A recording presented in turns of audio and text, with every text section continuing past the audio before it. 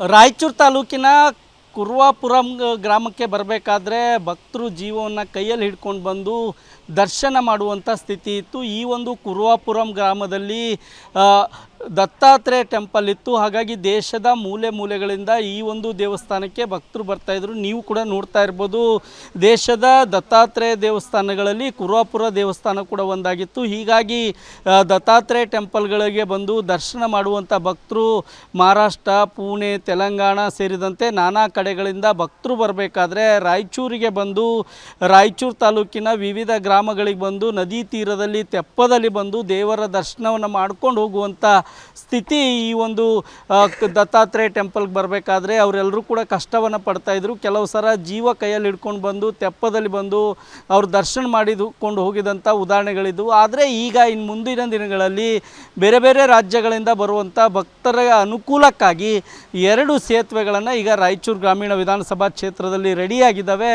ನೇರವಾಗಿ ವಾಹನಗಳನ್ನೇ ತೆಗೆದುಕೊಂಡು ಬಂದು ಇಲ್ಲಿ ದತ್ತಾತ್ರೇಯನ ದರ್ಶನ ಮಾಡಲಿಕ್ಕೆ ಎಲ್ಲ ರೀತಿ ವ್ಯವಸ್ಥೆಯನ್ನು ಮಾಡಿದ್ದಾರೆ. ಈ ಕುರಿತಂತೆ ಮಾತಾಡಲಿಕ್ಕೆ ನನ್ನ ಜೊತೆ ಭಕ್ತರಿದ್ದಾರೆ, ನಾನು ಅವ್ರನ್ನೇ ಮಾತಾಡಿಸ್ತೀನಿ. ಸರ್, ಎಲ್ಲಿಂದ ಬಂದಿದ್ರಿ? ಮುಂಚೆ ಹೇಗಿತ್ತು ಈ ದೇವಸ್ಥಾನಕ್ಕೆ ಬರಬೇಕಾದ್ರೆ ಏನೇನು ಕಷ್ಟ ಆಗ್ತಿತ್ತು? ಸರ್, ಕಳೆದ ನಾವು 30 ವರ್ಷಗಳಿಂದ ಇಲ್ಲಿ ಬರ್ತಾ ಇದ್ದೀವಿ ಕುರ್ವಾಪುರ ದತ್ತ ಮಹಾರಾಜರ ದರ್ಶನ ಪಡೀಲಿಕ್ಕೆ.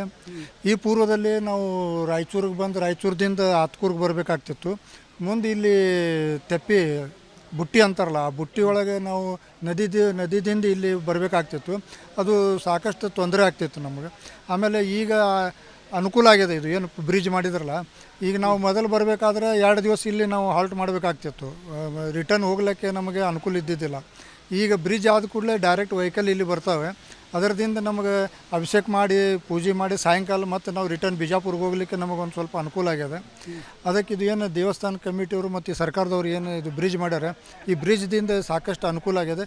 ಇನ್ನೊಂದು ವಿನಂತಿ, ಇವಾಗ ಏನು ವ್ಯವಸ್ಥೆ ಆಗಿದೆ, ಬೇರೆ ಬರುವಂಥ ಭಕ್ತರಿಗೆ ಏನು ಹೇಳ್ತೀರಿ ಸರ್? ಈಗ ನೋಡಿ ಸರ, ಮುಂದೆ ಮೊದಲು ಬರಬೇಕಾದ್ರೆ ಹೊಳಿ ದಾಟಿ ಆತ್ಕೂರ್ದಿಂದ ನಡ್ಕೋತ ಬರಬೇಕಾಗ್ತೈತೆ ರೀ. ಅಲ್ಲಿದ್ದು ಯಾವ ಆಟೋ ಸಿಗ್ತಿಲ್ಲ, ಬಸ್ ಸಿಗ್ತಿಲ್ಲ, ಏನೂ ಇಲ್ಲ. ನಡ್ಕೋತ ಬಂದು ಬುಟ್ಟಿಯಲ್ಲಿ ಬಂದು ಮುಂದೆ ಇಲ್ಲಿ ನಡ್ಕೋತ ಬರ್ಬೇಕಾಗ್ತದೆ. ಮಳೆಯಾಗ ಇಷ್ಟಿಷ್ಟು ಕೆಸರಾಗ ಮೊದಲು ಬರ್ತಿದ್ವಿ, ಕೆಸರು ಇರ್ತಿತ್ತು, ಎಲ್ಲ ಇರ್ತಿತ್ತು, ಭಯ ಇರ್ತಿತ್ತು ಭಯಂಕರ ಹೊಳೆಯಿಂದ ಬರಬೇಕಾದ್ರೆ. ಈಗ ಅನುಕೂಲ ಬ್ರಿಡ್ಜ್ ಆದ್ಮೇಲೆ ಸ್ವಲ್ಪ ಅನುಕೂಲ ಆಗಿದೆ. ಈಗ ಭಾಳ ವ್ಯವಸ್ಥೆ ಆಗ್ಯದ ರೀ. ಬರ್ಲಿಕ್ಕೆ ಬ್ರಿಡ್ಜ್ ಆಗ್ಯದ, ಇದು ಆಗ್ಯದ ರೀ, ಬರ್ಲಿಕ್ಕೆ ಅನುಕೂಲ ಆಗ್ಯದ ರೀ. ಈಗ ಯಾವ ಭಯ ಇಲ್ಲ ಭಕ್ತರಿಗೆ ಇಲ್ಲಿ ಬರ್ಲಿಕ್ಕೆ ಹೋಗ್ಲಿಕ್ಕೆ. ಇಲ್ಲಕ್ಕೆ ರೂಮ್ಗಳು ಅವ ರೀ, ಮತ್ತು ಅನ್ನ ದಾಸೋಗ ಅದ ರೀ. ಭಕ್ತರು ಬಂದು ಇದ್ದು ಮಾಡಿ ಪೂಜೆ ಮಾಡಿ ಹೋಗ್ಬೋದು ರೀ. ಈಗ ಅಷ್ಟು ಅನುಕೂಲ ಆಗ್ಯದ, ಮೊದಲಿನಕ್ಕಿಂತ ಭಾಳ ಅನುಕೂಲ ಆಗ್ಯದ ರೀ. ಮೊದಲು ಭಾಳ ಅನುಕೂಲ ಇದ್ದಿಲ್ಲ ರೀ. ಒಂದು ದಿನ ಬಂದ್ರೆ 1 ದಿನ 2 ದಿನ ಮುಖ ಮಾಡ್ಬೇಕೈತೆ ರೀ. ಹೋಗ್ಲಿಕ್ಕೆ 2 ದಿನ ಹತ್ತಿತ್ತು ರೀ. ಈಗ ವೆಹಿಕಲ್ ನೇರವಾಗಿ ಗುಡಿ ಹತ್ರ ಬರುತ್ತಾ ಅಥವಾ ಹೇಗೆ, ಏನು ಬರೋರಿಗೆ ಯಾವ ರೀತಿ ಬರಬೇಕು, ಏನು ರೂಟು? ಅದು ದತ್ತಾತ್ರೇಯ ಟೆಂಪಲ್ಗೆ ಬರ್ಬೇಕಾದ್ರೆ ಕಷ್ಟಪಟ್ಟು ಬರ್ತಿದ್ರಿ ಹಿಂದೆ, ಈಗ ಅನುಕೂಲ ಇದೆಯಾ? ಈಗ ಭಾಳ ಅನುಕೂಲ ಅದ ರೀ. ಇಲ್ಲಿ ರಾಯಚೂರದಿಂದ ಬರ್ಬೇಕು ರೀ. ರಾಯಚೂರದಿಂದ ಸೀದಾ ಬಂದ್ರೆ ಆಪಲ್ದಿಂದ ಆತ್ಕೂರ್ದಿಂದ ವೆಹಿಕಲ್ಗಳೆಲ್ಲ ಗುಡಿ ಹತ್ತಿರ ಬರ್ತಾವೆ ರೀ. ಈಗ ಗುಡಿ ಹತ್ತಿರ ಬರ್ತಾವೆ. ಮತ್ತು ಇನ್ನೊಂದು ರೂಟ್ ಇದೆ ರೀ, ಇದು ಇಲ್ಲಿ ದೇವಶುಗರದಿಂದ ಶಾರ್ಟ್ಕಟ್ ಒಂದು ರೂಟ್ ಅದ ರೀ. ಆ ರೂಟ್ದಿಂದ ಬರ್ಬೋದು ರೀ. ಆ ರೂಟ್ ಚೆನ್ನಾಗಿದೆ ರೀ. ಆ ರೂಟ್ದಿಂದ ನಾವು ಬಂದೀವಿ ರೀ, ವೆಹಿಕಲ್ ತೊಗೊಂಡು ಬಂದೀವಿ ರೀ.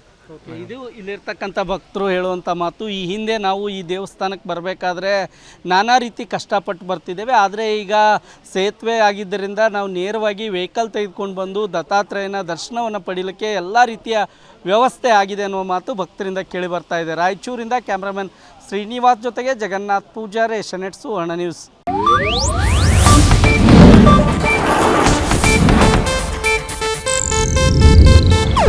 ಇದು ಏಷ್ಯಾನೆಟ್ ನ್ಯೂಸ್ ನೆಟ್ವರ್ಕ್ ಪ್ರಸ್ತುತಿ.